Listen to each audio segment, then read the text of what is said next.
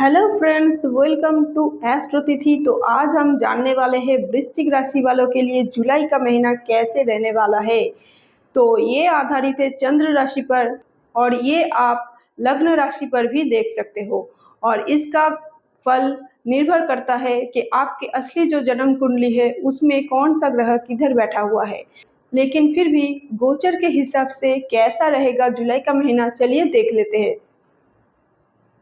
तो ये है वृश्चिक राशि का कुंडली गोचर के हिसाब से, जो गोचर में है। तो उससे देखिए, राहु आपके बैठे हुए हैं 4th हाउस में, यानी आपके जो घर परिवार है उसमें थोड़ा बहुत कलेश हो सकता है, ठीक है।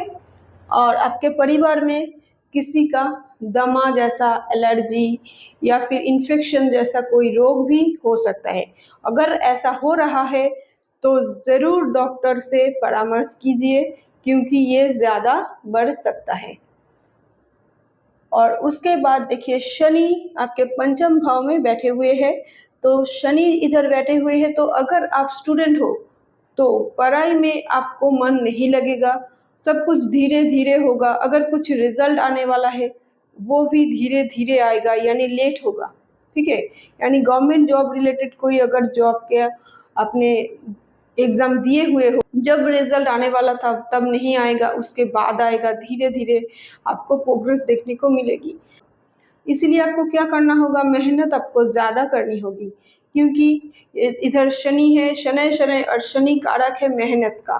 तो जितना आप मेहनत करोगे उतना ही फल आपको मिलेगा। ऐसा नहीं कि भाग्य आपका साथ देगा, इतना सा मेहनत करोगे तो इतना बड़ा फल मिलेगा, नहीं। अब इतना बड़ा मेहनत करोगे तब जाके इतना सा फल आपको मिलेगा। तो इस वक्त तो आपको मेहनत करनी होगी if you are a student.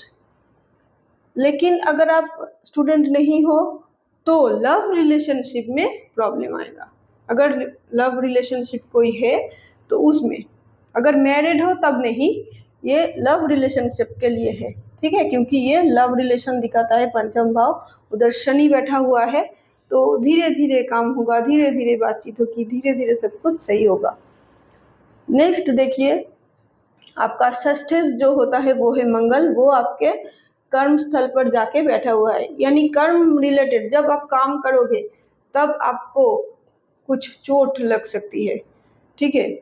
तो जिधर आप जॉब करते हो या बिजनेस करते हो, जिधर जाते हो, आने जाने में ही आपको चोट लगने की संभावना है।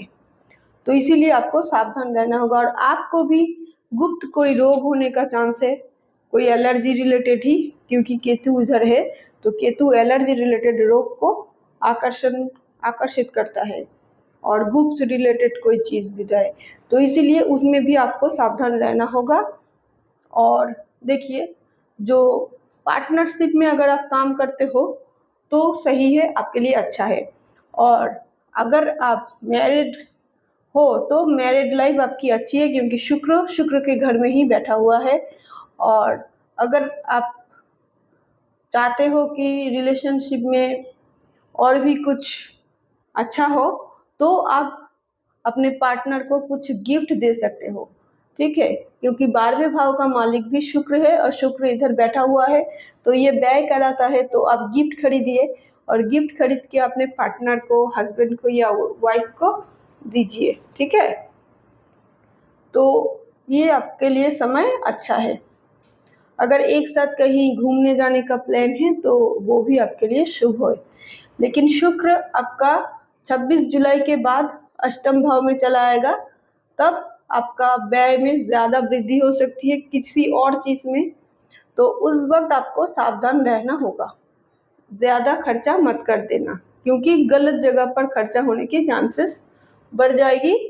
शुक्र 26 जुलाई के बाद जब इधर आएगा शुक्र, तब। तो अभी तो फिलहाल अष्टम भाव में कौन है, सूर्य है और है आपके गुरु। तो सूर्य आपके देखिए कर्म स्थान का कारक है, तो कर्म स्थान में ही उसी के लिए आपको कुछ रिसर्च वर्क करना होगा, ठीक है। यानी इस काम को कैसे बढ़ाए, कैसे इसमें ग्रोथ लाए, एबंडेंस लाए, तो इसीलिए क्या नया नया चीज़ इसमें डाले, तो इसके लिए आपको रिसर्च करना होगा। और इसमें आपको गुरु मदद भी करेगा, क्योंकि गुरु इधर बैठा हुआ है। तो गुरु ज्ञान का कारक है, तो ज्ञान आपको मिलेगा।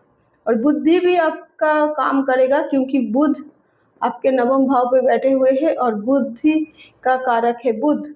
तो बिजनेस में भी अगर आप ग्रोथ चाहते हो तो इस वक्त आपको कुछ रिसर्च करना होगा, इस बारे में जानकारी हासिल करनी होगी और उसके बाद उसको काम में यूज़ करना पड़ेगा। तो अगर आपने रिसर्च वर्क किया, बुद्धि का प्रयोग किया तो बहुत ही बढ़िया होगा। ये वक्त इस रिसर्च वर्क के लिए बहुत ही बढ़िया है।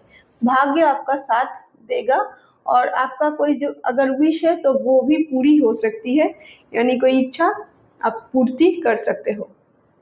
इच्छा पूर्ति आप कर सकते हो, यानी कुछ चीज़ अगर आप खरीदना चाहते हो तो वो आप खरीद सकते हो, लेकिन वो कीजिए आप 26 जुलाई से पहले, क्योंकि उसके बाद गलत चीज़ों में खर्चा होने के चांसेस ज़्यादा है। तो ठीक है, और कुछ नहीं। और आपका शरीर और स्वास्थ्य जो है वो अच्छा रहेगा, लेकिन अच्छा नहीं रहेगा, क्योंकि मैंने कहा था पहले ही कि चोट लगने की संभावना है, तो उसको तो पकड़ के रखिए। और अगर आपका उम्र 28 साल के ऊपर का हो गया है तो फिर आपका शुगर, प्रेशर या फिर ब्लड रिलेटेड कोई भी प्रॉब्लम आ सकती है, तो इसीलिए खाने पीने में आपको ध्यान देना पड़ेगा। तो ये थी वृश्चिक राशि वालों के लिए राशिफल जुलाई महीने के लिए। तो अगर ये वीडियो आपको अच्छी लगी है तो इस वीडियो को लाइक कीजिए, शेयर कीजिए दोस्तों के साथ, और इस चैनल पर अगर नए हो तो ज़रूर सब्सक्राइब कीजिए। ऐसे ही राशिफल रिलेटेड वीडियो मैं लाती रहूँगी। तब तक के लिए राधे राधे।